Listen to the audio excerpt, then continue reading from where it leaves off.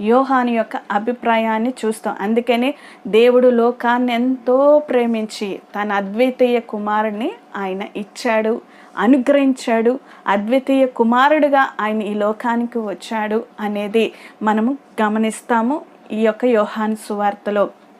ప్రియ దేవుని బిడ్డలారా, ఆది కాండంలో ఆదియందు ఏదైతే వాక్యం ఉందో ఆ వాక్యము దేవుని యొద్ద ఉంది. అంటే దేవుడే ఆ వాక్యమే ఉన్నాడని మరి దేవుడు ఆ యొక్క లోతును మరి యోహానుకి తెలుసుకున్నాడు. అంటే ఆది కాండంలో నిండే యేసు ప్రభు అన్నవాడు ఉన్నాడు.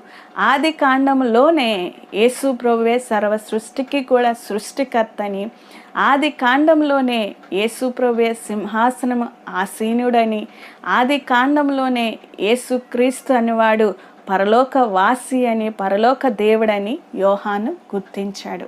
ఇది